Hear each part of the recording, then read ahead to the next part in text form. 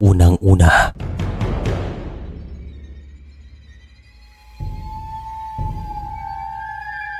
ang ilan sa mga Pilipino ay mahilig sa mga kwentong kababalagan. At mayroon akong ikukwento.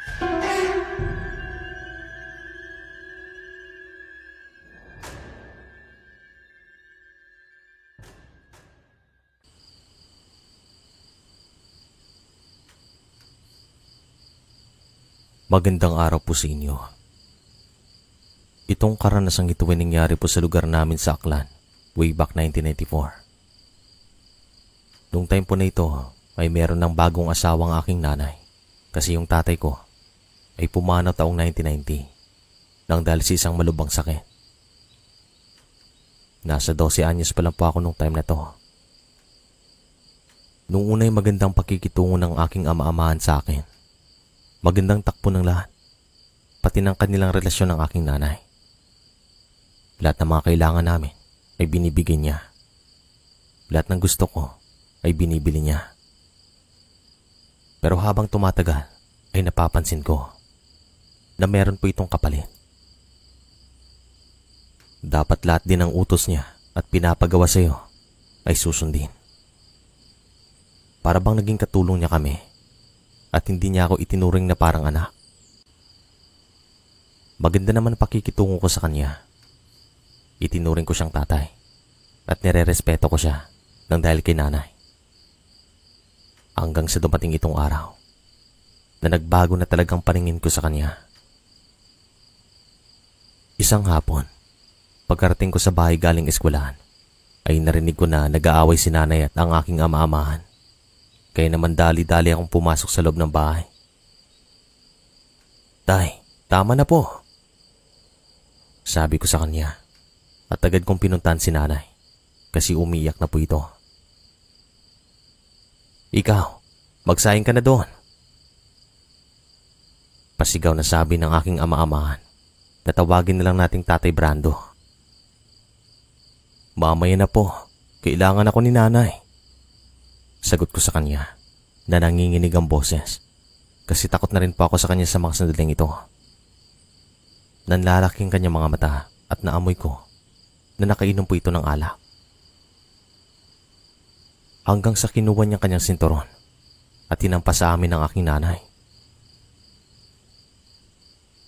Babae din po ako at inisip ko na kung buhay lang totoong tatay ko ay hindi namin mararanasan ng ganitong sitwasyon. Mabait po kasi iyon. At kapag nag-aaway sila ng aking ina, hindi niya kami sinasaktan. Lumalayo lamang ito sa bahay at saka babalik na meron ng dalang pagkain. Dito ko rin napagtanto na yung mga magulang ay iba-iba ng pag-uugali. "Magsaing ka na. Nagugutom na ako. Pagod ako sa trabaho," pasigaw na sabi ni Tatay Brando at tumungo ako sa kusina na umiiyak, nanginginig at hindi ko alam ang aking gagawin. Hanggang sa sinundan ako ni nanay at humingi ito ng patawad sa akin. Patawarin ko lang daw si Tatay Brando kasi pagod lang daw ito sa trabaho at sabi ko naman sa kanya, "Hindi pwede yan, ay. Dapat may gawin kang aksyon. Hindi pwede na ganito palagi." Pero umling si nanay at nagsabi na mahal niya si Tatay Brando. Hindi niya ito kayang hiwalayan. Sa mga sandaling ito ay nanibago ako sa kanya kasi kahit na sinasaktan na po ito ay nagawa pa rin niyang sabihin ng mga salitang yun. Talagang nakapagtataka kasi hindi naman ganito ang kanyang pag-uugali. Nung buhay pa nga si tatay, nag-aaway din naman sila. Pero siya pa yung madalas na nagtatampo. Pero kay Tatay Brando, umiba ang kanyang pag-uugali. "Lumayas na tayo dito, nay. Iwan natin siya dito. Hindi porket nasa bahay niya tayo, ganito na lang niya tayo tratuin. Hindi pwede yan, nay." Pabulong na sabi ko sa kanya at nagulat ako nang may humila sa buhok ko at direkta po akong natumba. Pagkatingin ko sa likod, si Tatay Brando. Nakatingin sa akin ng masama, nanlalaki ang mga mata at nakahawak ng sinturon. Sabi naman niya, lumayas daw ako at iwan ko na lang daw si nanay doon sa kanya kung ayaw ko ang kanyang patakaran sa bahay. Mahilig daw siyang magdisiplina, pero malayo sa pagdidisiplina ang kanyang ginagawa. Pinaghahampas niya ako ng sinturon at sabi niya kunin ko daw ang aking mga damit at saka lumayas. Wala po akong magawa. Hinawakan ko pa si nanay at sabi ko sumama siya sa akin at iwan namin si Tatay Brando, pero umiling ito at mas pinili niyang manatili kesa sa akin. Dito ko na rin napagtanto na merong mali kay nanay. Kinuha ko nga ang aking mga damit at sabi ko sa isip ko, gagawin ko ang lahat para makuha si nanay doon sa kanya. Umuwi ako sa aming baryo, sa mismong bahay namin na kung saan ako lumaki. Bahay po ito ng aking lolo at lola, father's side, at wala na pong tumitira dito. Umuwi ako nang umiiyak. Nakita naman ako ng isang kapitbahay namin. Natawagin na lang natin sa pangalang Aling Amanda. At agad niya akong pinuntahan kasi nga umiiyak ako. Iha, papasukin mo ko. Pasigaw na sabi niya. At agad ko namang pinahiran ng aking mga luha at pinapasok ko po ito. O Aling Amanda, magandang hapon po. Ano ang maitutulong ko sa inyo? Tanong ko sa kanya. Ayos ka lang ba, Iya? Tanong niya. At dito pa ako mas umiyak. Hindi ko na talaga kaya at iniisip ko si nanay. Kasi baka ano pang gawin ni Tatay Brando sa kanya. Si nanay po, sabi ko sa kanya at kinuwento ko pang mga nangyari nung hapon na yun. Alam mo, wala talaga akong tiwala dyan kay Brando nung una ko siyang nakita. Sabi ni Aling Amanda. Ang mali ko lang, nagtiwala po ako sa kanya. Sa una lang pala siya magaling at mabait. Pero habang tumatagal, umiibang ugali. Lumalabas ang tunay na kulay. Sagot ko naman kay Aling Amanda. Alam mo, sabi ng anak ko, merong kakaiba sa kanya. Kasi meron kaming langis doon sa bahay. At kapag malapit si Brando, bumubula. Dagdag pa ni Aling Amanda. Langis? Ano pong ibig niyong sabihin? Tanong ko pa sa kanya. Yung langis na binigay ng albularyo sa amin na kaibigan ng aking anak. Kapag bumula ang langis, ibig sabihin na may aswang sa paligid. At iya, hindi naman sa pinaghihinalaan ko si Brando. Pero kailangan mo na sigurong ilayo sa kanyang nanay mo. Kasi parang may mali. Sagot ni Aling Amanda. Ito rin po ang aking iniisip sa mga sandaling ito.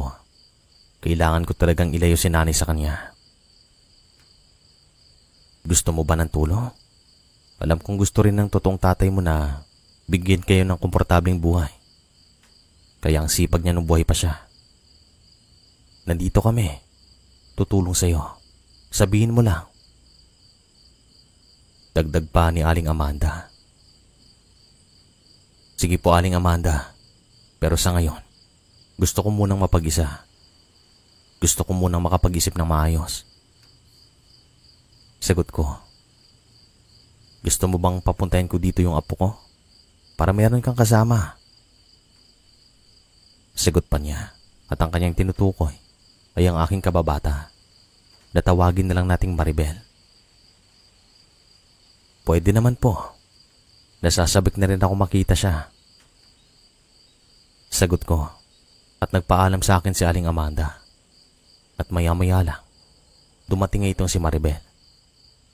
Kinausap niya ako at kinamusta. Matagal na rin kasi kaming hindi nakita ni Maribel. Kaya naman nasasabik na rin kami sa isa't isa. Marami naman kaming mga pinag-usapan, pero nasa isip ko pa rin si nanay. At bandang 7:00 ng gabi, iniisip ko na kinabukasan, babalikan ko siya doon at kumustahin. Kahit pa na ano ang gawin sa akin ni Tatay Brando, basta makita ko lang talaga ang aking nanay. Ako nga rin palang nag-iisang anak. Bandang 8:00 ng gabi ay nakatulog ako nang hindi ko namalayan. Subalit nagkaroon ako ng isang panaginip na talagang masasabi ko na isang bangungot. Wala po akong ibang napanaginipan, kundi si Tatay Brando. Galit na galit po siya at sabi niya, papatayin daw niya ako. Peste lang daw ako sa relasyon nila ng aking nanay. Sumasagot naman daw ako sa kanya hanggang sa unti-unti daw ako nanghina at hindi ako makahinga ng maayos. Wala naman po siyang ginagawa sa akin. Nakatitig lamang ito. Pero ganito ang aking nararamdaman at sabi ko, gusto kong magising. Gusto kong magising. Kaya naman nagdasal ako. Kakaibang panaginip na ito. Alam kong nananaginip ako. Para bang aware ako sa mga nangyayari. At nang magising ako, ay naramdaman ko na yung katawan ko ay talagang mahina. Halos hindi ko maigalaw ang aking mga paa. At hindi naman nagtagal, nakarinig ako ng tiktik. Nanggagaling sa bubong ng aming bahay at para bang may ibon na naglalakad doon. Kasi nadidinig ko ang kanyang mga yapak. Hanggang sa yung aso nila Aling Amanda ay nagsimulang umalulong. At dito na po ako nabahala. At makalipas na sigurong mahigit 10 minuto, tinawag ako ni Aling Amanda. Narinig ko rin ang boses ni Maribel na tinatawag din ako. Sinubukan kong sumigaw para humingi ng saklolo pero hindi ko magawa. Nang dahil walang lumalabas na boses sa akin. Para bang namamaos ako. At dito na po ako nagsimulang magpanik. Hanggang sa narinig kong pinasok nilang bakuran. Tumungo sila sa labas ng bintana ng aking kwarto. Iya, sumagot ka. Ayos ka lang ba? Tanong ni Aling Amanda. Pero hindi ko sila nakikita nang dahil nakasarang bintana. Sinubukan kong iangat ang aking mga paa at saka hinayaan ko itong bumagsak sa kama. Nang sa ganon, ay marinig nila ako. Buksan mong bintana. Di kay sirain mo. Pag-utos ni Aling Amanda at binuksan naman ng porsahan ng kanyang anak ang bintana. At dito nila ako nakita.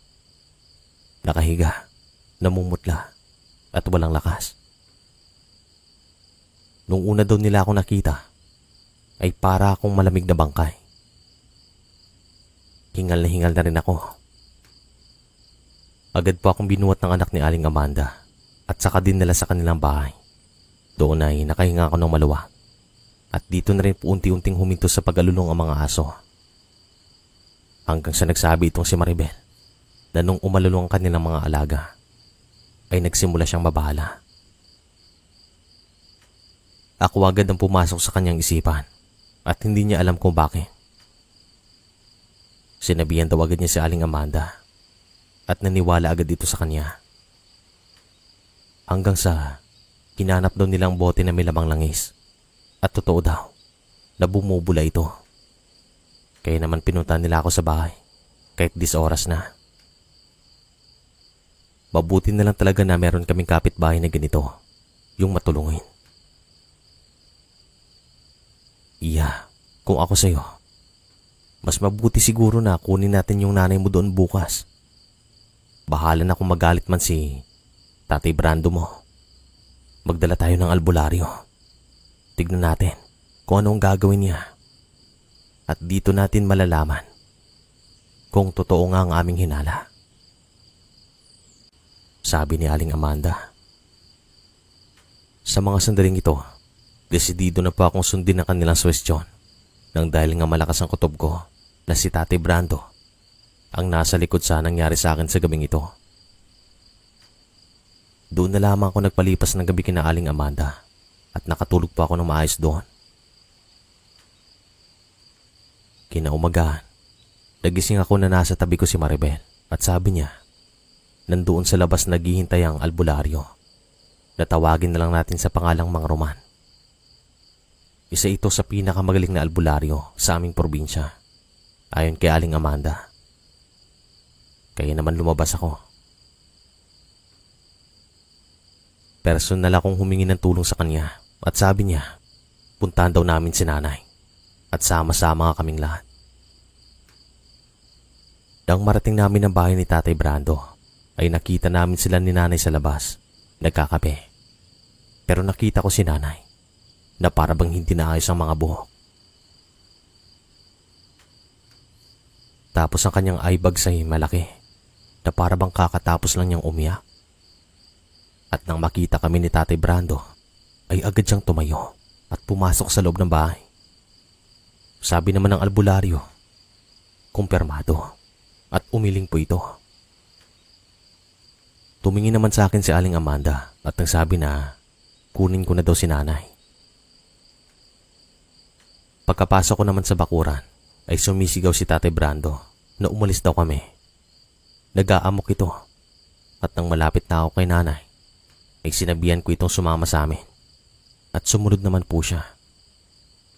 Pero ang nakapagtataka, kung gustuin man kami pigilan ni Tatay Brando, nagawa na niya. Pero sa mga sandaling ito, hindi talaga siya lumabas ng bahay. Sumisigaw lamang ito na para bang takot na lumabas at napagtanto naman namin na nang dahil po ito sa albularyo.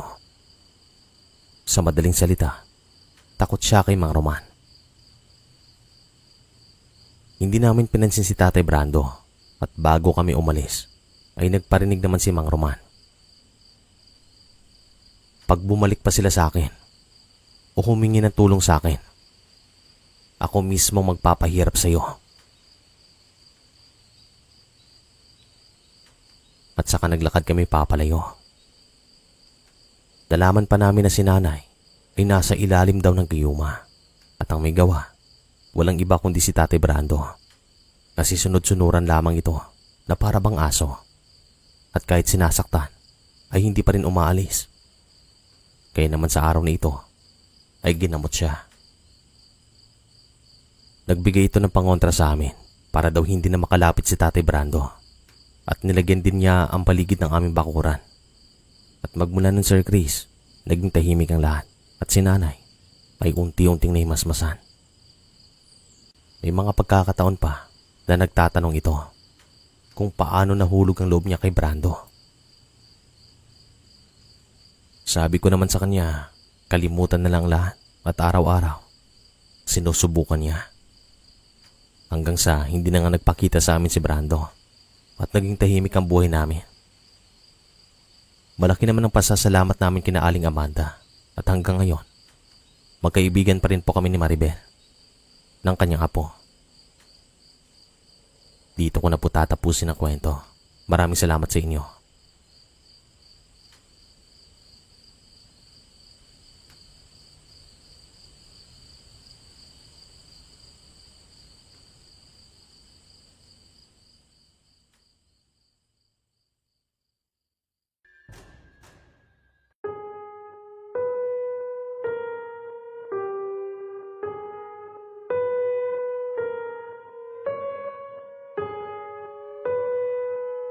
Magandang araw po sa inyo, Sir Chris, at sa inyong mga taga-subaybay. Way back 1990 ay nakikitira kami sa bahay ng aking tiyo. Kapatid po ito ng aking tatay, nang dahil pinalayas kami sa lupain na dati naming tinitirahan. Tamang-tama din ang tiyo kong ito ay nakabili ng lupain sa Sirawai. Sila ng kanyang asawa at medyo malawak po iyon. Wala pa rin naman silang anak sa mga panahong ito, kaya tinanggap nila kami at pinagpatayo ng maliit na bahay sa loob din ng kanilang lupain. Bali sa mga panahon din po na ito, Sir Chris, Nasa 10 taong gulang pa lamang ako at yung kuya ko naman ay 15 anyos na. Ang bunso naman namin ay hindi pa pinapanganak. Sa tulong naman po ng aking tatay na ngayon ay matanda na, ay nabuo namin ang kwento na ito sapagkat nakalimutan ko ng karamihan sa mga nangyari. Iilan lang ang aking naaalala nang dahil nga bata pa ako sa mga panahon yon. Sisimulan ko na po ang kwento sa pinakaumpisa. Isang buwan magmula nung manirahan kami doon sa lupain ni Tio, ay medyo umibang timpla ng kanyang asawa na tawagin nating Tita Hiraya.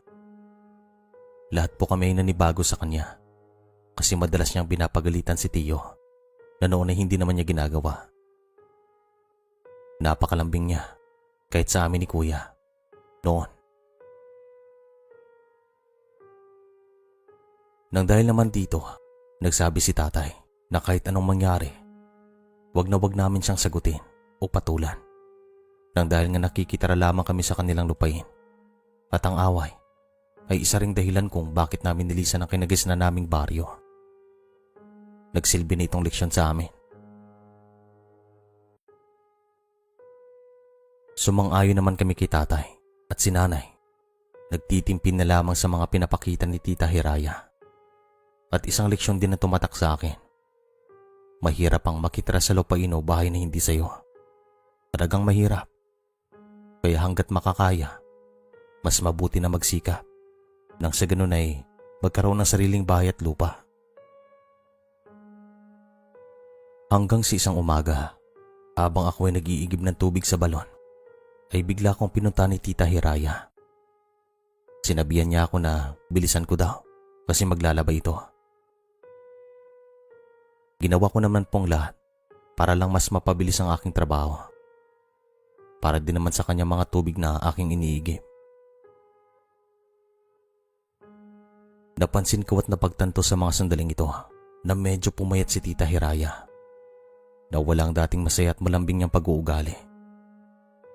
Talagang nakakapanibago at nakapagtataka. Bata pa lang ako, pero malakas na yung kutob ko na merong nangyayaring kakaiba sa kanya at hindi tama. Kahit si nanay at tatay, nararamdaman nila ito. Nagtataka din po kami kung bakit hinahayaan na lang ni Tio na ganitong trato sa kanya. Para bang lutang din po ito sa hangin.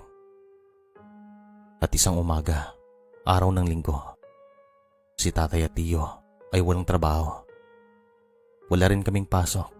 Kaya lahat kami ay nasa bahay lang. Bandang 8:00 ng umaga ay dumating ang kanilang kumpare na tawagin na lang natin sa pangalang Ramon. Ang bait nila Tio sa taong ito.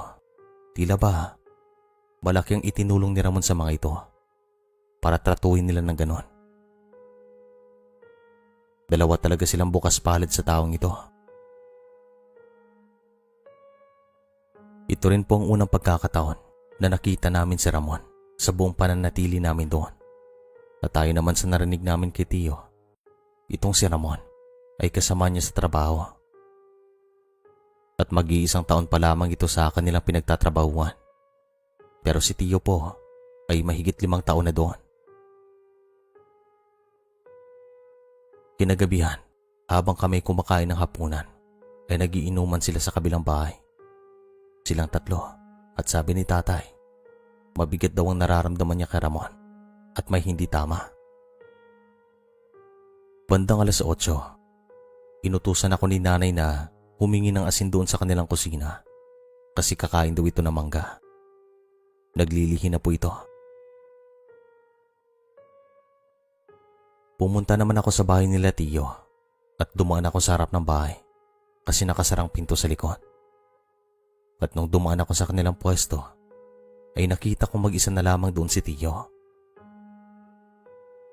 Tio, pwede po bang makahingi ng asin? Tanong ko sa kanya at agad naman siyang tumingin sa akin. Oo naman iyo, sige, kumuha ka lang doon sa kusina. Sagot niya. Nasaan na po si tita? Tanong ko naman. Pumasok na sa kwarto namin. Nauna nang matulog. At si Ramon nasa banyo.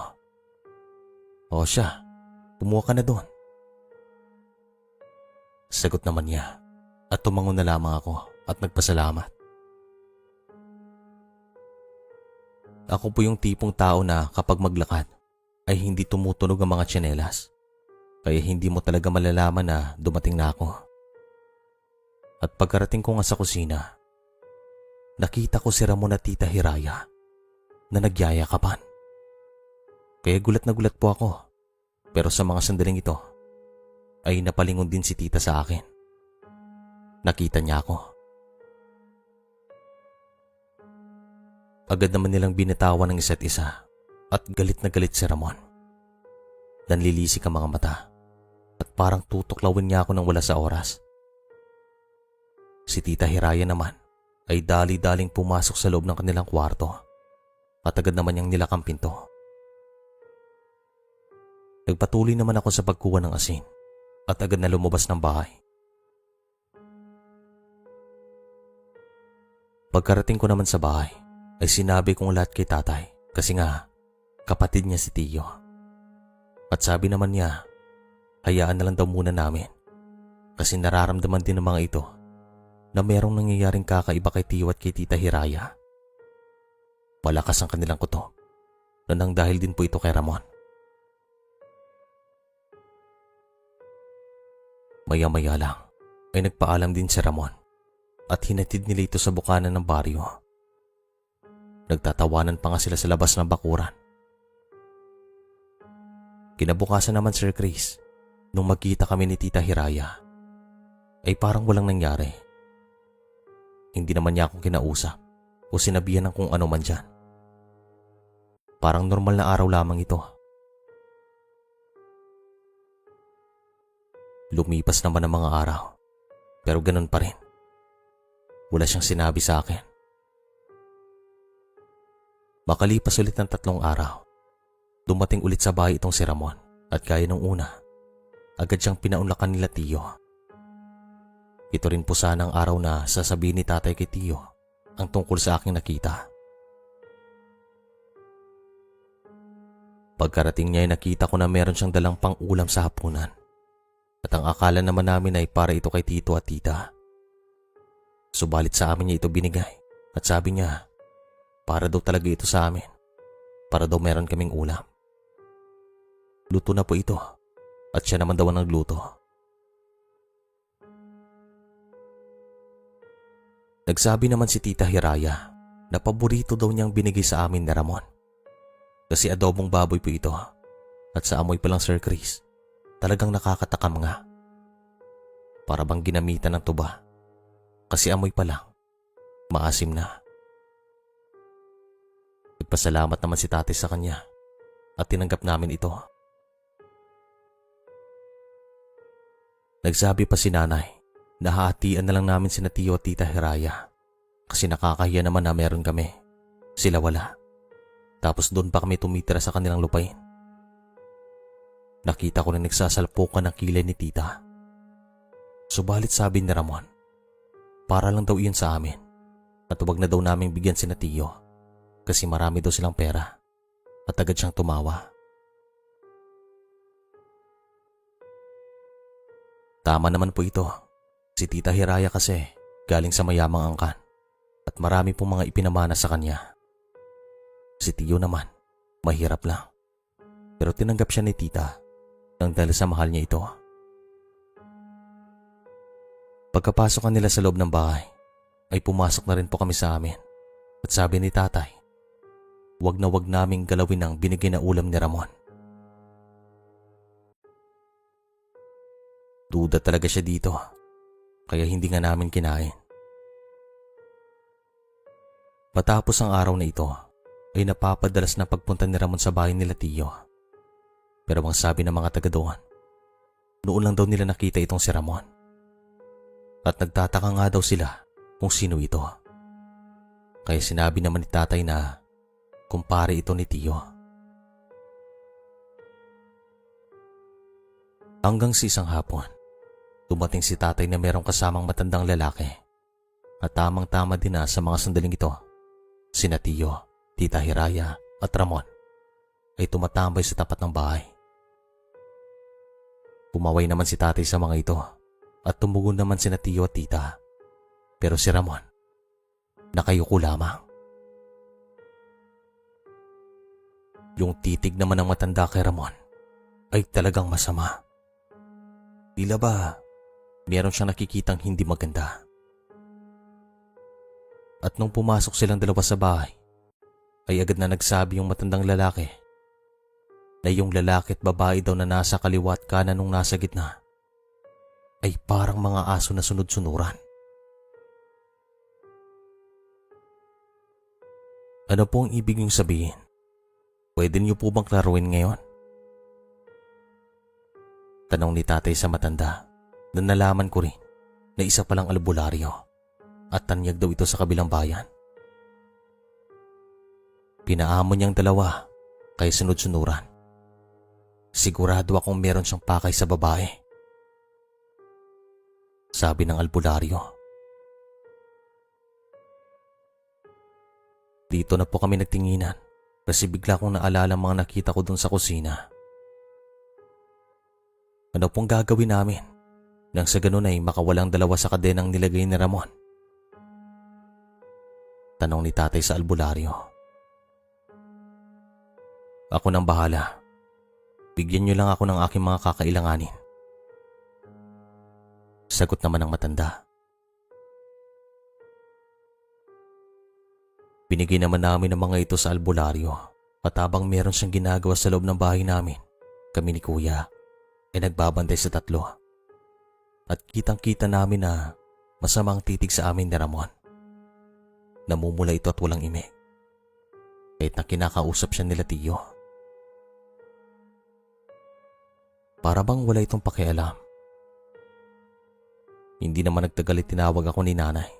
Kaya naman dali-dali akong tumungo sa bahay. Isuot mo to, Iyo, at dumaan ka sa kanilang harapan. Pag tumayo yang si Ramon, bumalik ka dito.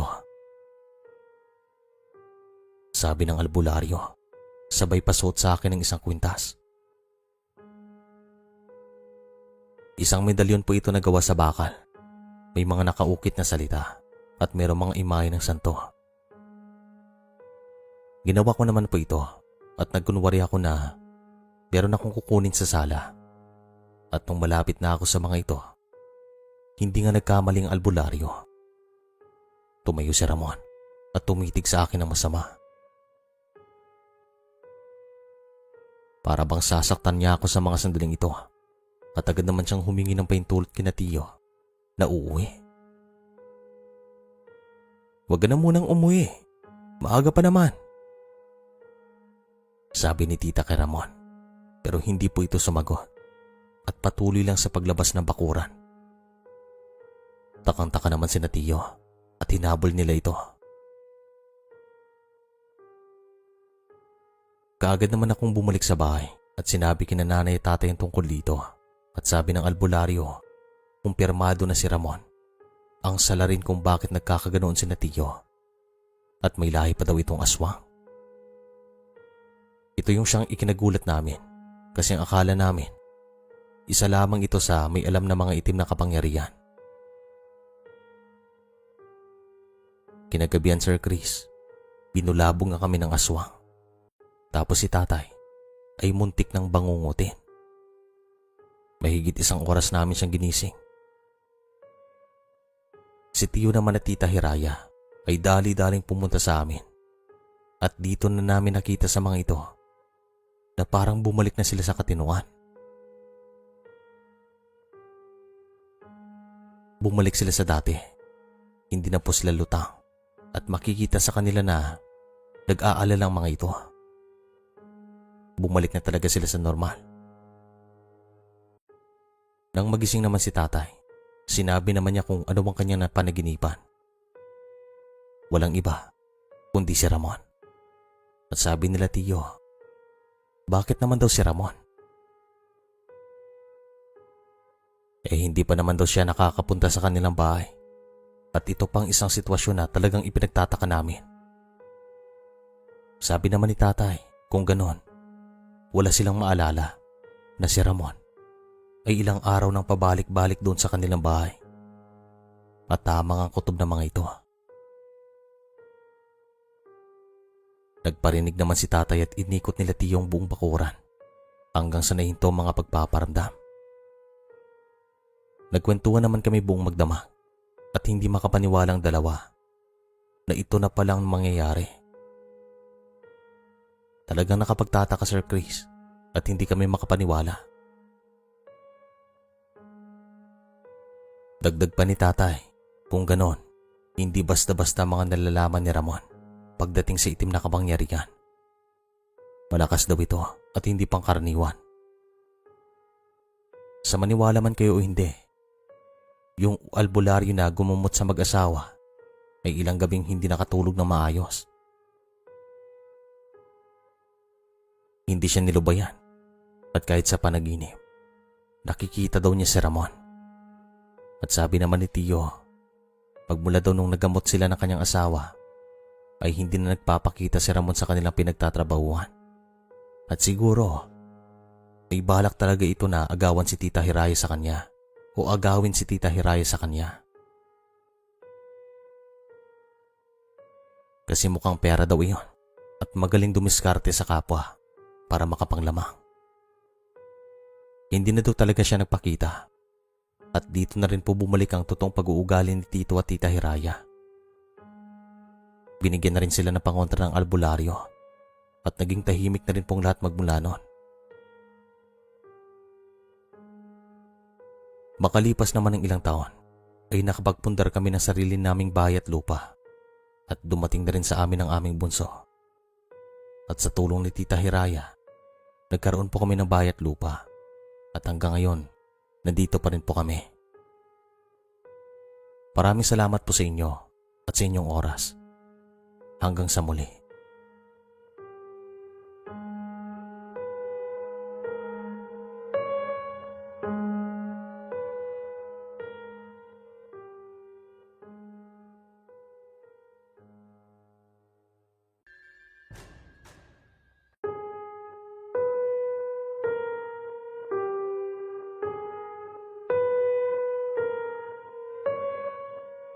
Magandang araw po sa inyo. Itong karanasang ito ay nangyari sa baryo na tinitirahan namin noon na matatagpuan sa isang bayan sa Masbate. Isang taon kaming nangupahan doon sapagkat doon po nagtatrabaho ang aking tatay. Pero nung mag-iisang taon pa lamang kami doon, ay pinatawag kami ng aking tiya. Gusto niyang si tatay ang maging tagapamahala ng kanyang mga negosyo at kami na rin daw ang titira sa kanyang bahay sapagkat pinapapunta ito ng kanyang anak sa ibang bansa. At hanggang ngayon, ay doon pa rin po sila tumitira. Isa na po silang ganap na residente doon. Bumalik po tayo sa taong 1999 nung nangungupahan kami sa Masbate. Bali sa mga panahon po nito, dalawa na lang kami ni tatay ang namumuhay. Isa po siyang karpintero at ang kanyang kinikita araw-araw ay binibigay niya sa akin at ginagamit ko itong puhunan sa munti naming negosyo. Bali sa murang edad po, marunong na akong magluto ng mga kakanin. Ako rin pong naglalako ng mga ito at tumigil na rin po ako sa pag-aaral. Isang hapon, bandang 3:00, habang ako ay naglalako sa isang baryo, ay tinawag ako ng isang matandang babae. Sabi niya bibili daw ito ng suman, kaya agad naman akong lumapit sa kanya.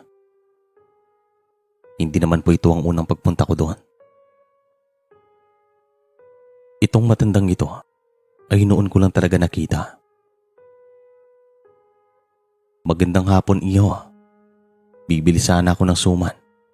2. Sabi niya at agad ko naman siyang binigyan.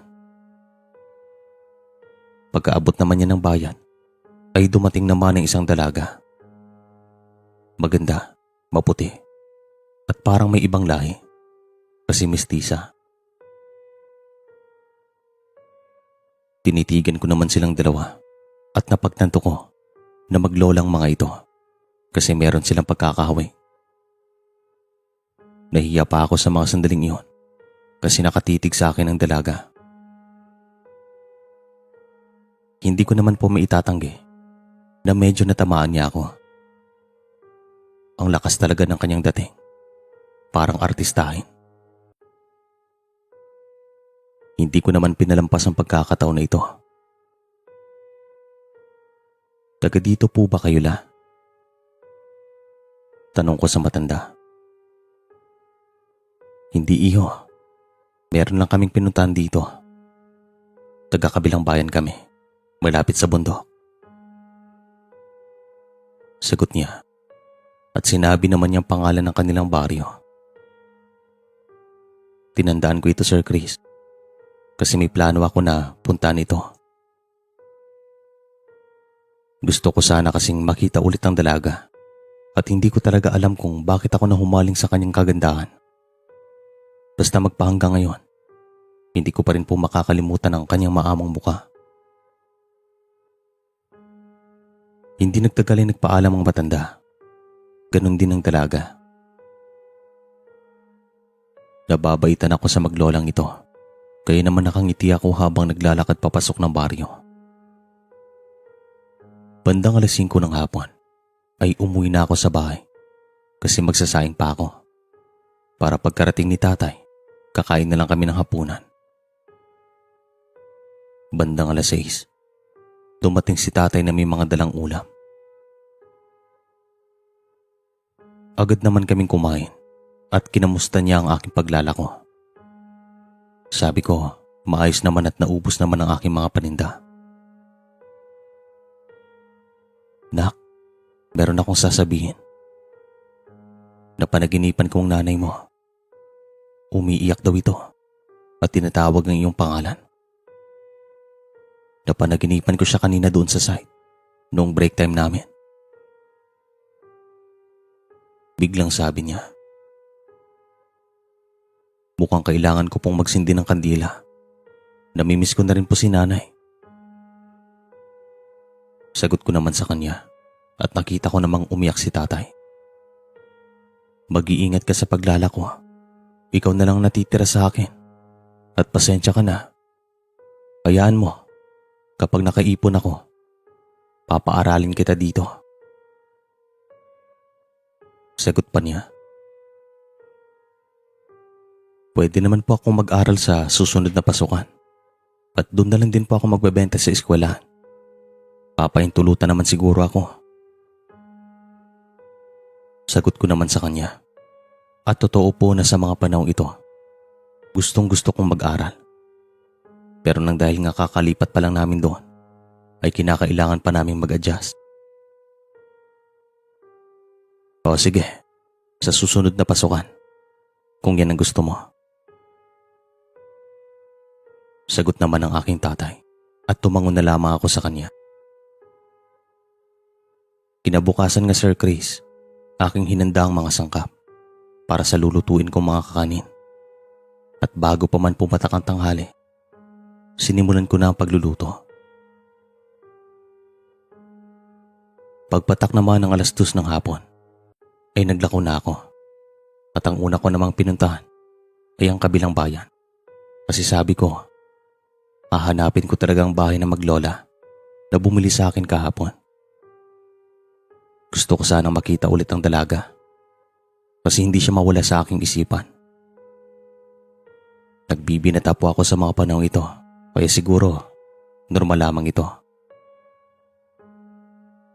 Nagkakaroon din ako ng pagtingin sa ibang babae o paghanga kumbaga. Parang ganon. Pagkarating ko naman sa bayan, ay meron akong nadaan ng bus na nakaparada sa tapat ng isang tindahan. At ang mga estudyanteng sakay nito ay tumatambay doon. Meron silang mga binibili sa tindahan. At sa maniwala kayo o hindi, hinarangan ako ng mga estudyante at uubusin talaga nilang aking mga paninda. Parang meron silang field trip kasi magkakapareho ang suot nilang damit. Pero mabilis ko namang naitabi ang dalawang suman kasi ilalaan ko ito sa maglola. Talagang nagtabi po ako para sa kanilang dalawa. Pagkatapos ng bumili ng mga ito, ay naglakad na ako patungo sa kabilang bayan. Medyo malayo po ito mula sa bayan namin, pero tiniis ko ang pagod para lang makita ang dalaga. At pagkarating ko nga doon, hinanap ko ang baryo na malapit sa isang bundok. At nakita ko naman po ito. Yun nga lang, mga 5 baryo pang aking nadaanan bago makarating doon. At nung nasa bukana na ako ng baryo na ito, ay nagtanong naman ako sa isang ali kung saan ba matatagpuan ang bahay ng maglola. At sabi ko yung mga mistisa, at agad naman niya itong nakilala. Tinuruan niya ako ng direksyon. Sa katunayan, ilang beses pa siyang nagtanong sa akin kung ano ang kailangan ko sa maglola. At ilang beses ko ring sinabi sa kanya, nakakilala kong mga ito.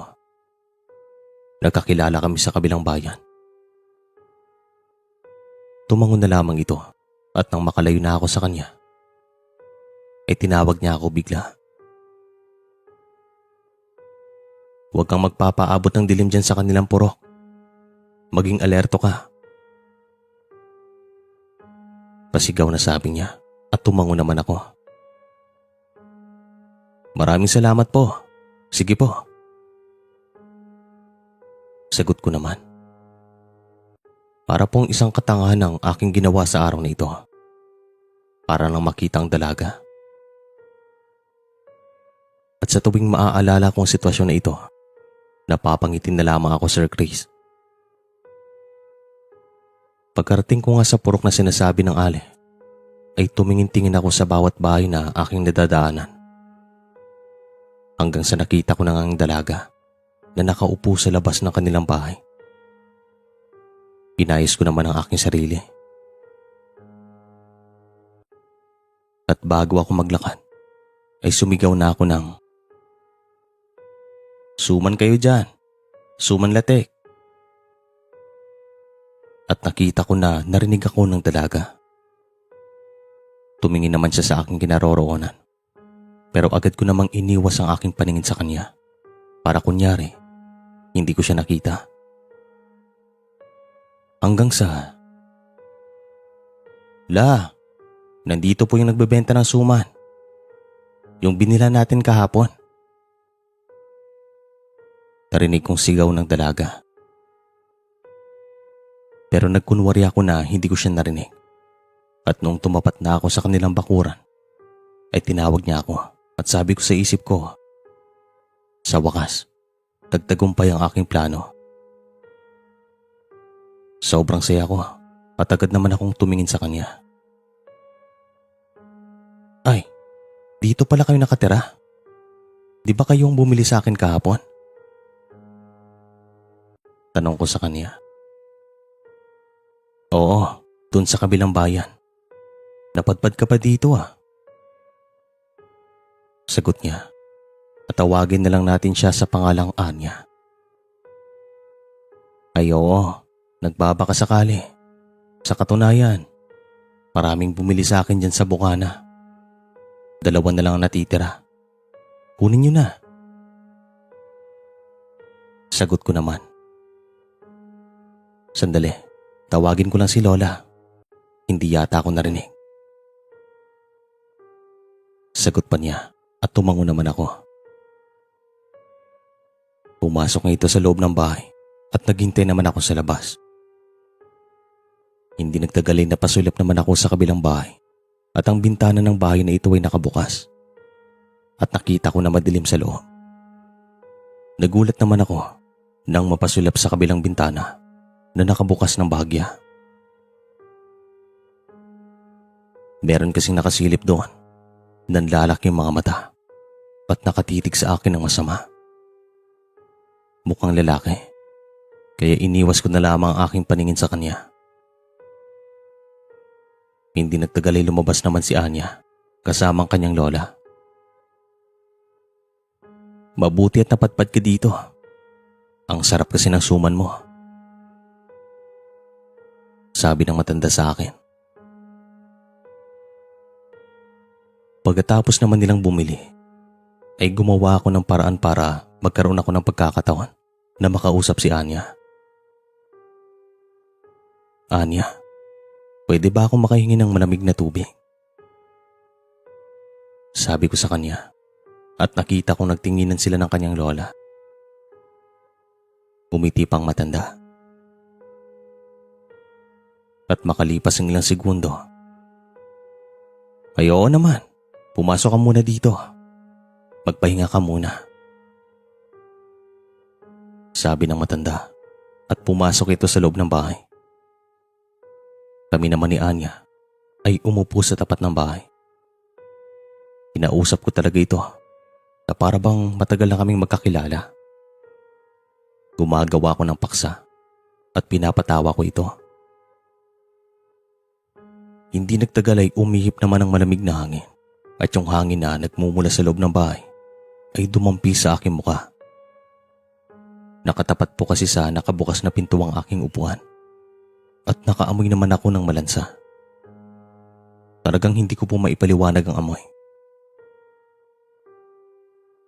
Nasusuka na ako pero pinipigilan ko lamang ito kasi nahihiya din ako kay Anya. At nang mapasulap naman ako sa kabilang bahay, ay nakita kong nakabukas ng 2 bintana doon at wala nang taong nakita kong nakasilip.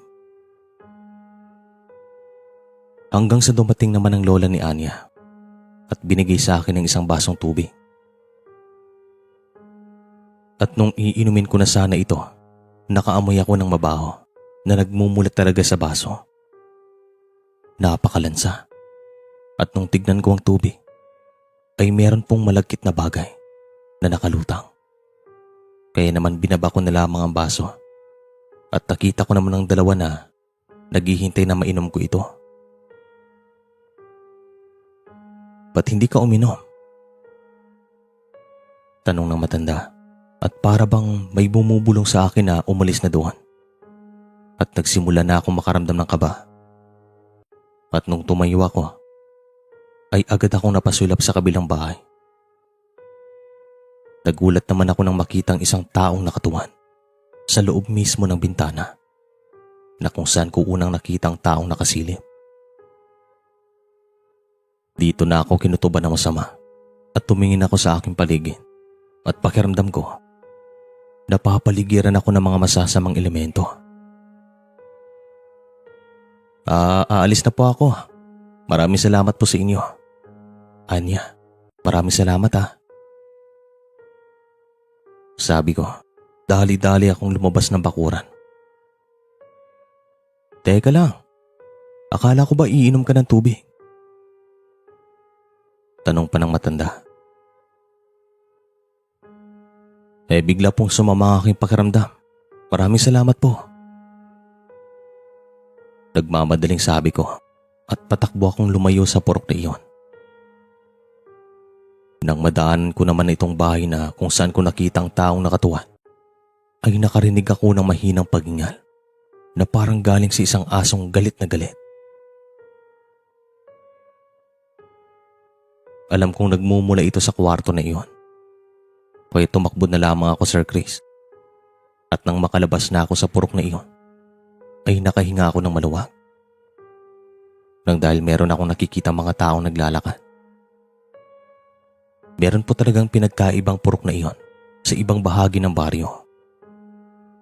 Kakaiba po ang simoy ng hangin doon at saka mabigat sa pakiramdam. Talagang napakatahimik at iba rin ang amoy. Yun bang hindi preskang hangin? At yung pakiramdam na merong mga nakatingin sa'yo kahit na wala ka naman nakikitang mga tao sa paligid. Nakakahilakbot. Paano pa kaya pag naabutan ako ng dilim doon? Sigurado na hindi na ako makakalabas. Nakarating naman po ako sa bahay ng ligtas at hinintay ko na lamang si tatay na makarating. Hindi ko rin alam kung bakit ako nababalisa. Hanggang sa nilagnat na ako.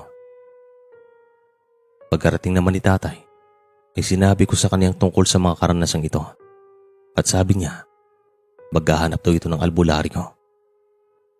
Iniwan niya ako sa bahay. Habang naghihintay ako sa bahay, ay ilang beses akong nakarinig ng tiktik.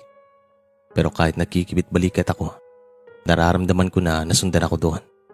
At alam ko, nagaling sila sa purok nila Anya. Makalipas naman na mahigit kalahating oras, dumating si tatay na kasamang albularyo. Ginamot niya ako at binigyan ng babala na wag daw akong pumunta sa purok na iyon sapagkat tanyag pala doon sina Anya at ang kanilang angkan. May isang pagkakataon daw na nakaengkwentro ng albularyong ito ang lola ni Anya sapagkat meron siyang ginamot na kanilang biniktima. Kaya magmula nun, Sir Chris, hindi na ako pumupunta sa kabilang bayan. At nung mag-iisang taon kami sa Masbate, pinatawag kami ni Tia at pinauwi sa Samar. At doon nga kami tumira magmula nun at magpahanggang ngayon. Maraming salamat po sa inyong oras. Hanggang sa muli.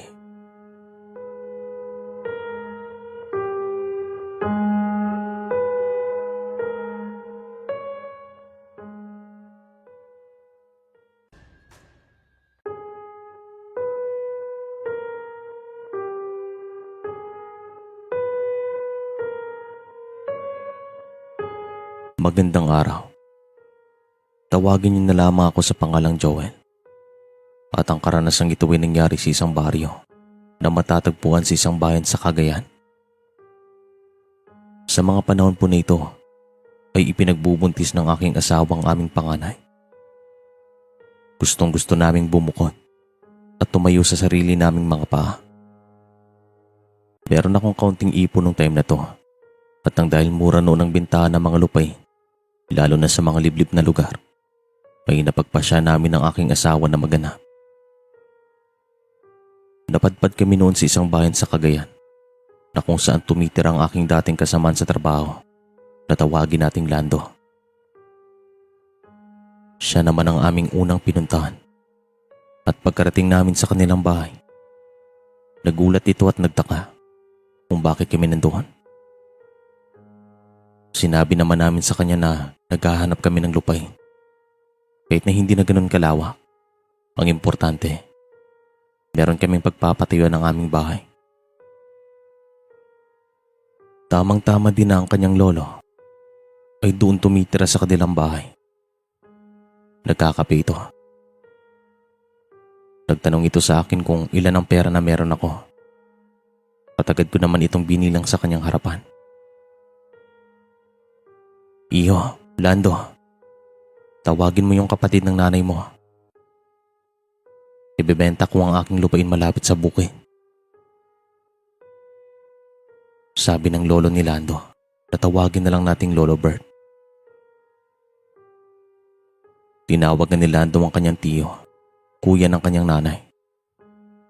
Dalawa lang po silang anak ni Lolo Bert.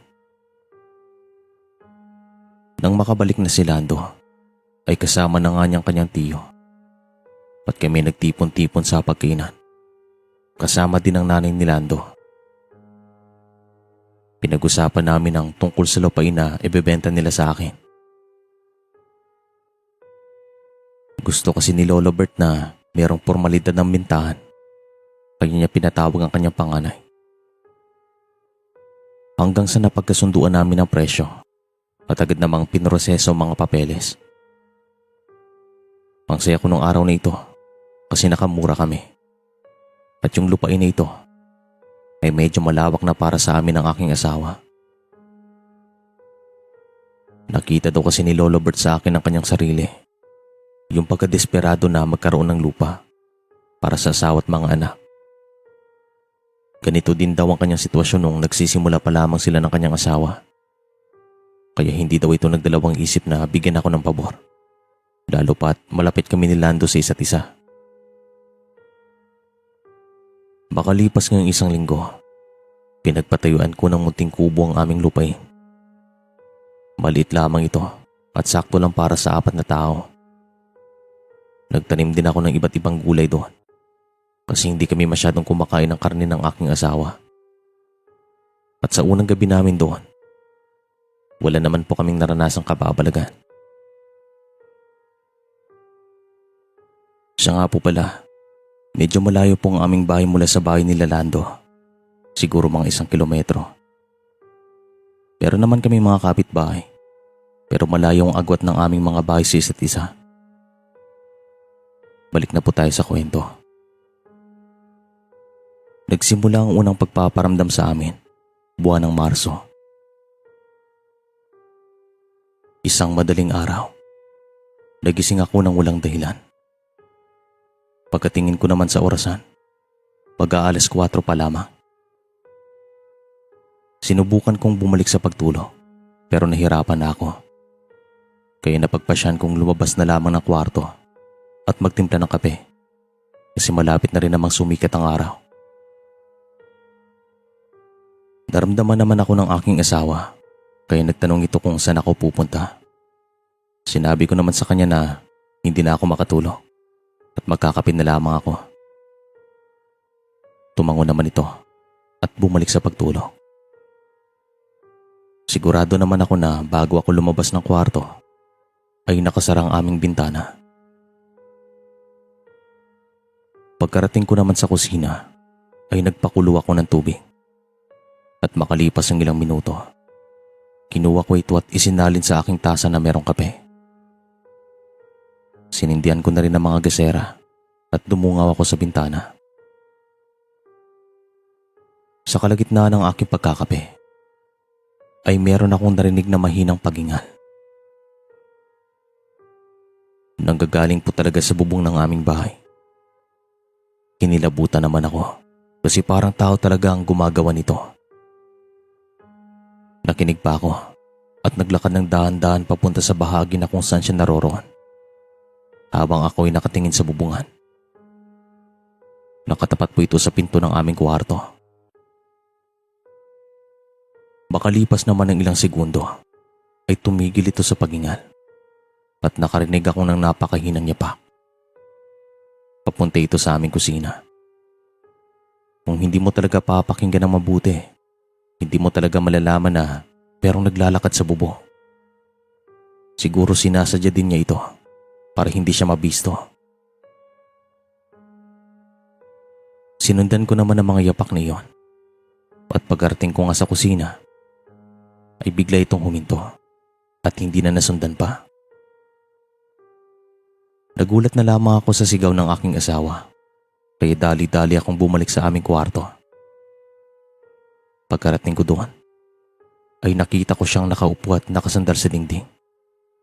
Takot na takot habang nakatalokbong ito ng kumot. Nakabukas na rin po ang bintana sa mga sandaling ito at umaalingasaw ng malansang amoy. Ano mang nangyari? Tanong ko sa kanya. May tao sa bintana. Sagot niya at agad naman po akong tumalon sa labas ng bintana at inikot ko ang buong bakuran. Pero sa maniwala kayo o hindi, wala akong makita. Sigurado na maaabutan ko siya kung nandoon pa siya. Pero wala talaga. Nang makabalik na ako sa loob ng bahay, nagsabing aking asawa na hindi na daw siya babalik sa pagtulog. At sabi ko, tumambay na lamang kami sa pagkainan at makiramdam. Meron na rin po akong hawak na itak noon. Paninigurado lamang kung meron mang papasok sa amin. Sumikat lang ang araw ay hindi na muli kaming pinaramdaman. Tinanong ko naman ang aking asawa kung natatandaan ba niya ang itsura ng matanda. At sabi niya medyo, kasi madilim daw nung nakita niya ito. Yung liwanag po kasi na nanggagaling sa kusina ay medyo umaabot pa daw doon sa aming kwarto. Wala po kasing kisame ng aming bahay. Bandang 6:00 ng umaga ay tumungo naman kami sa bayan para bumili ng agahan. At pagkatapos nito, tumaan muna kami sa bahay nila Lando. Sinabi namin ang tungkol dito at kahit sila hindi makapaniwala. Doon naman daw sila lumaki pero Wala silang naranasang ni isang kababalagan. Pero ang sabi naman ng nanay ni Lando, baka nang dahil buntis ang aking asawa, kaya siya inaaswang. Nung ipinagbubuntis pa lang daw kasi niya si Lando, meron din siyang mga nadidinig at nararamdaman. Pero hindi ito pinaniwalaan ng kanyang asawa, lalo na ni Lolo Bert, kasi wala silang paniniwala pagdating dito. Pagkatapos naman ng aming usapan, ay nagpaalam kami sa mga ito. Pero bago naman kami umalis ay binigyan ng nanay ni Lando ang aking asawa ng luya. Ugaliin daw niyang magdala nito kapag lalabas man ng bahay. Nagpasalamat naman kami sa kanya at sinabihan kami ni Lando na kapag meron pa kaming mararamdamang kakaiba, tawagin na lang daw namin sila kasi sasamahan nila kami sa bahay. Tumango naman kami at nagpasalamat. Pagkarating nga namin sa aming bahay, ay agad naman kami nagluto ng agahan. Yung asawa kong nagsaing at ako yung nagluto ng aming ulam. At habang kami ay abala, ay meron namang tumawag sa amin. Sino kaya iyan? Tignan mo nga. Sabi ng aking asawa. Puminto naman ako sa paggayat ng gulay at agad na dumungaw sa bintana. Kasi mula doon ay makikita kung sino ang nasa labas. Magandang umaga po sa inyo. Ano pong may paglilingkod namin? Pasigaw na tanong ko sa kanya. Halika dito. Meron akong ibibigay. Sabi ng ale. At ang aling ito ay araw-araw din namin siyang nakikita doon sa baryo. Palagi din naman siyang ngumingiti sa amin sa tuwing magkakasalubong kami sa daan. Oh, ano pong mga yan? Tanong ko sa kanya. Mga gulay, galing sa bukid. Meron kasi kaming gulayan doon. Kakapitas ko lang ng mga yan. Maganda yan para sa iyong asawa. Nakaugalian ko na kasing mabigay kapag meron kaming mapitas doon. Sagot ng ale, natawagin na lang nating Aling Mina. Naku, maraming salamat po Aling Mina. Paborito po ito ng asawa ko. Sagot ko naman. O siya, alis na ako. Pwede niyo naman niyang ulamin ngayong umaga. Dagdag pa niya. At naglakad papalayo. Nang makabalik na ako sa kusina, ay tuwang-tuwang aking asawa nang makita niya mga binigay ni Aling Mina. Lutuin mo yan ha, sabi niya at tumango naman ako. Magmula naman sa araw na ito Sir Chris, palagi na kaming kinakausap ni Aling Mina at minsan napapatambay pa daw ito sa bahay ayon sa asawa ko. Lalo na sa mga araw na nagtatrabaho ako at wala ako doon. Inisip ko naman na mas mabuti nga ito para merong kasama doon ang aking asawa habang wala ako. Hapon na po kasi ako umuwi sa amin. Hanggang sa isang takip silim, pagkarating ko sa bahay, ay narinig kong namimilipit ang aking asawa. Narinig ko siyang umuungol lang dahil sa sobrang sakit. Pagkapasok ko sa loob ng bahay, ay nakita ko siyang nakahiga sa mahabang upuan. Anong nangyari sa iyo? Ulalas ko sa kanya at agad ko naman siyang nilapitan. Ang sakit ng tiyan ko, napakasakit. Parang hinahalukay. Tulungan mo ko. Sagot niya habang umiiyak. Sandali, kukuha ko ng pamahit. Pupunta tayo sa bahay pagamutan. Sandali lang. Sagot ko sa kanya at dali-dali akong pumasok sa loob ng aming kwarto. Kinuha kong pamahit at yung kumot namin, nilagyan ko ng mga damit para kung sakaling mananatili kami sa bahay pagamutan, ay meron kami mga damit. Habang ginagawa ko ito, ay narinig ko na merong umuusal sa labas ng bintana. Kaya lumabas ako sa kusina at umikot para mahuli ko kung sino ang nandoon. Kinutuban kasi ako ng masama. Nagulat naman ako nang makita si Aling Mina na nag-uusal habang nakatingin sa bubungan. "Anong ginagawa niyo? Umalis kayo dito!" Pasigaw na sabi ko. Kasing unang inisip ko, siya ang dahilan kung bakit nagkakagano ng aking asawa. Kakaiba na kasing kanyang pinapakita. "Huwag mong paalisin si Aling Mina. Tinutulungan niya tayo." Pasigaw na sabi naman ng aking asawa at nakita kong patuloy pa rin sa pag-usal ang Ale. Walang kaabog-abog ay meron pong lumipad mula sa bubungan. Kulay itim na ibon at ang laki niya. Tanging siluweta na lang niya ang aming nakikita kasi medyo madilim na rin sa mga sandaling ito. Sinundan siya ng tingin ni Aling Mina at nagsabi ito na pumasok na daw ako at siya nang bahala. Pumasok naman ako at hindi nagtagal ay na walang pananakit sa tiyan ng aking asawa.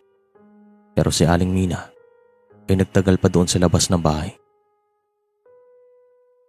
Maya-maya lang, pumasok naman ito at nagsabi na nakalayo na daw ang aswang na gustong kumuha sa anak namin ng aking asawa.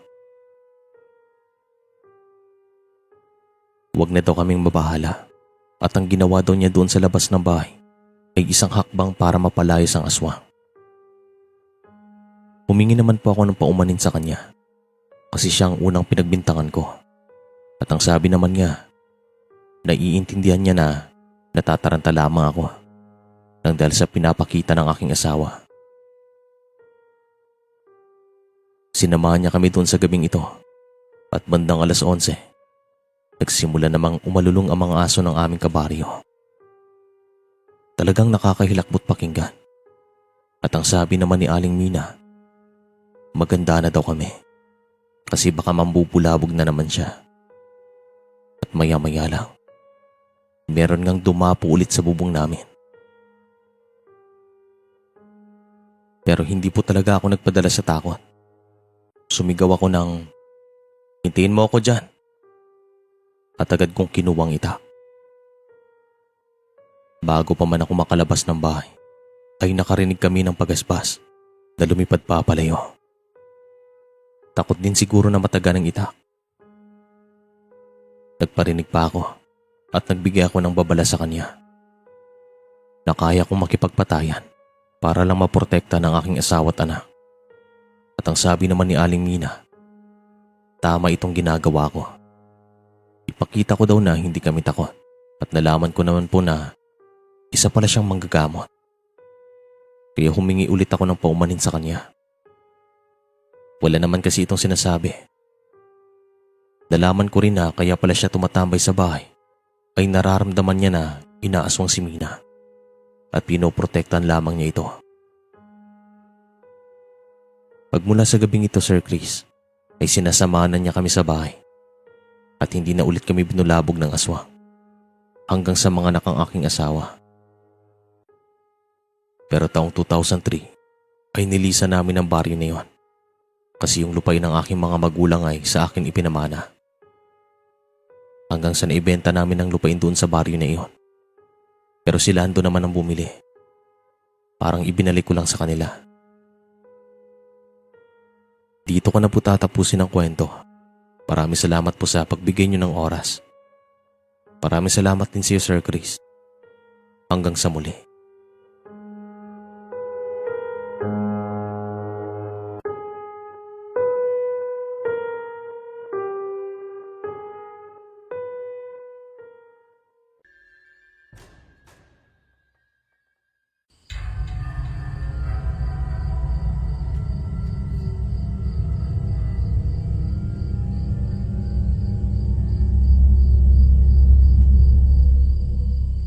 Magandang araw po sa inyo.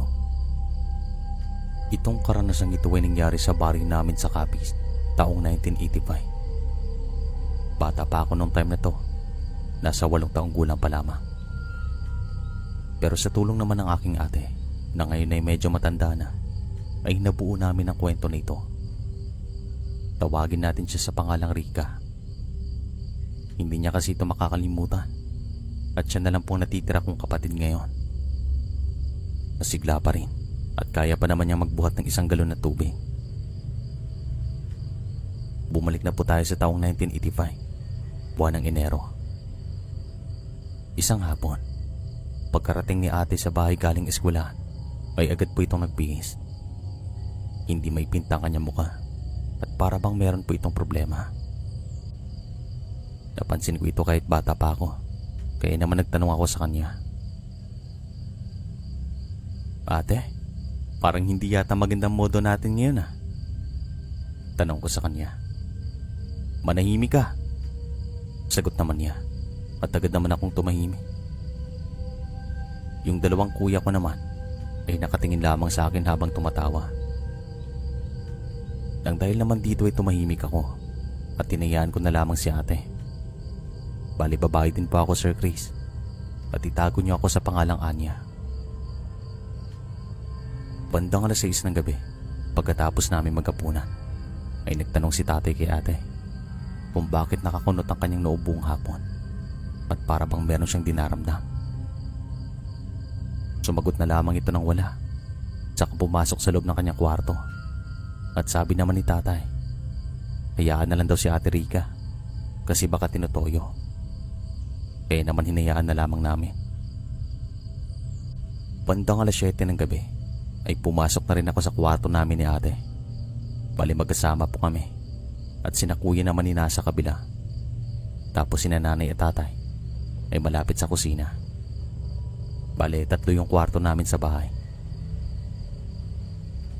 Humiga naman ako sa tabi ni ate at nakita ko na tulog na ito kasi humihilik na at siguro pagod din po ito sa eskwelahan at baka meron siyang nakaaway o nakaalitan doon. Bandang 8 ay nakatulog ako nang hindi ko namalayan. Pero pagpatak ng 10 ay nagising ako nang dahil sa isang masamang panaginip. Nakita ko na umiiyak daw si ate. May mga dugo ang kamay at hindi niya alam kung saan siya pupunta. Natataranta ito at para bang mababaliw. Ito yung isang panaginip na magpahanggang ngayon ay hindi ko pa rin makakalimutan. Nang dahil naman dito ay umiyak daw ako at pagkagising ko ay may mga luha ang aking mga mata. Tapos agad kong niyakap si ate at nagpapasalamat ako na panaginip lamang ito. At nung naramdaman niyang niyakap ko siya ay agad naman niyang hinawakan ng mahigpit ang aking mga braso. Ganito po yung lambingan namin noon. Talagang sweet si ate sa akin. Pinikit ko ulit ang aking mga mata at nung malapit na akong makatulog ay nakarinig naman ako ng isang huni at para bang gawa ito ng isang manok o sisiw. Nang dahil naman dito ay nagising ang aking diwa. Tapos sabi ko, parang nasa loob lang ng bakuran ah. At saka bumangon ako bigla. Tapos pinakinggan ulit ang tunog na ito at tinukoy ko kung saan nanggagaling. Hindi naman ako pinansin ng aking ate at sa tingin ko, tulog talaga siya sa mga sandaling ito. Makalipas ang ilang sandali, ay napagpasyan kong bumalik na sa pagkakahiga. Pero hindi ko pa man ito nagagawa, ay isang yapak ang narinig ko sa bubong namin na sa mga panahon na ito ay gawa lamang sa pawid. At kaya yung yapak ay narinig ko nang dahil rin sa yung pawid ay malulutong na. Sa aking pagtataka ay napatingala ako kasi wala pong nag-aalaga ng mga manok o sisiw sa aming mga kapitbahay nung time na to. At hindi rin po kami nag-aalaga. Kaya naman labis ang aking pagtataka. Hindi naman nagtagal ay narinig ko ulit ang kanyang mga yapak. Hanggang sa sunod-sunod na itong naglakad patungo sa tapat namin ni ate. Kaya nakaramdam ako ng kilabot. Hindi ko man alam kung ano o sino ito, pero kinukutuban ako ng masama. Makalipas lang ilang segundo, ay narinig kong namimilipit si ate at para bang hindi siya mapakali. Kaya naman ginising ko na lamang. Ate, gumising ka. May sasabihin ako. Makalipas ang ilang sandali ay bumangon po si ate at kinamusta ko naman po ito. Ate, meron bang problema? Masakit ba yung puson mo? Tanong ko naman sa kanya at nakita ko siyang tumango. Inisip ko naman na baka nang dahil lamang ito sa kanyang regla. Ang sakit? Napakasakit. Kanina pa to. Sagot naman niya. Anong gusto mong gawin ko? Gusto mo bang tawagin ko si nanay? Tanong ko naman sa kanya at nagsabi ito na si nanay lang ang aking tatawagin. Tumango naman ako sa kanya at agad po akong lumabas ng kwarto. Naiiwan namang nakabukas ang bintana ng aming kwarto kasi ito naman po ang aming nakasanayan. Wala namang nang-aano sa amin. Wala rin kasi kaming kuryente nung time na to at umaasa lamang kami sa simoy ng hangin tuwing gabi. At tuwing tag-ulan, gustong gusto namin kasi malamig. So yun nga, lumabas ako ng kwarto at tumungo sa kwarto ng aming mga magulang. At pagkarating ko naman doon, ay agad kong hinawi ang kurtina kasi wala po silang pinto. At agad ko namang ginising si nanay. Sinigurado ko naman na si tatay ay hindi magigising kasi meron po itong trabaho kinabukasan. Ano yon? Anong problema? Tanong ng aming ina. Pinapatawag ka po ni ate. Masakit daw ang kanyang puson. Pabulong na sabi ko naman sa kanya at agad naman po itong bumangon. Hindi naman nagtagal ay tumungo na kami sa aming kwarto, pero bago pa man kami makarating ay nabulahaw kaming lahat sa sigaw ni ate. Sunod-sunod na sigaw. Takot na takot at para bang nakakita ng nakakatakot. Kaya dali-dali kaming pumasok. Hoy, ano yun? Anong nangyayari sa'yo? Tanong agad ni nanay kay ate at nakita namin siyang nakaturo sa bintana pero umiiyak po ito at nakatalokbong ng kumot. Lumapit naman si nanay sa kanya at nagtanong ulit kasi parang nanginginig po ito. At dito na niya sinabi. Dumating rin ang aking mga kuya at si tatay kasi narinig nila ang sigaw ni ate. Malakas yun at umabot pa nga sa mga kapitbahay namin. Nandito siya. Nandito po siya. Bulalas ni ate at kami naman ay nagtataka kung sino ang kanyang tinutukoy. Pero meron po siyang binanggit na pangalan. Pangalan ng kanyang nobyo. Pero itago na lang po natin sa pangalang Dadoy. Yung lola ni Dadoy, nandito. Dadoy? Sino si Dadoy? Tanong naman ng aking tatay. Hindi naman makasagot si ate, pero alam na namin na sa mga sandaling ito ay meron po siyang hindi sinasabi sa amin. Iya, sino si Dadoy? Sabihin mo. Tanong naman ng aking nanay. At sinara naman nila ni kuya ang bintana at sinindihan ang mga gesera. Nang sa ganon ay lumiwanag ang buong kwarto. Tapos nadidinig namin na yung mga aso ng mga kapitbahay namin ay umaalulong na. Sa mga sandaling ito ay nararamdaman namin na meron talagang umaaligid sa aming bakuran. Kahit si tatay daw ay kinakabahan sa pwedeng mangyari. Hanggang sa nakita namin na yung kumot ni ate ay meron ng mga dugo. Kaya dito na kami nagpanik. Tapos napapaaray nito sa sobrang sakit ng kanyang puson. At bigla namang bumalik sa isip ko ang aking napanaginipan. Ganitong paggiyak ni ate, natataranta at hindi alam ang gagawin. Hanggang sa nagulat kaming lahat nung sumigaw ito ng, "Yung anak ko! Yung anak ko!" Habang nakatingin sa mga palad na may mga dugo. Kaming lahat ay talagang naguguluhan sa kanya at hindi namin alam kung ano mang aming sasabihin. Kasi hindi rin naman namin alam kung anong nangyayari sa kanya. Wala naman siyang sinasabi sa amin. Kaya naman hindi namin alam kung ano ang susunod na hakbang na aming gagawin. Nagtanong naman si nanay sa kanya at kinausap niya si ate ng maayos. At dito na rin po niya inamin sa amin na buntis po siya sa mga panahong ito at magtatatlong buwan na. At ang binanggit niyang dadoy kanina ay ang tatay na kanyang dinadala. Nang dahil naman dito, si tatay ay nagulan kasi si ate po'y malapit nang gumraduate sa mga panahong ito. Sa katunayan, ilang buwan na lang ay gagraduate na ito. Pero ayos lang din naman kasi pasok din naman kung iisipin. Yun nga lang, maghihintay ito ng ilang taon bago makapagtrabaho. Makalipas ang ilang sandali ay nilapitan ni tatay si ate at tinanong. Tinanong niya ito kung bakit nandoon sa amin ang lola ni Dadoy at kung bakit niya ito nakita. May kutob kasi si tatay na merong dahilan. Dito na binulgar ni ating lahat.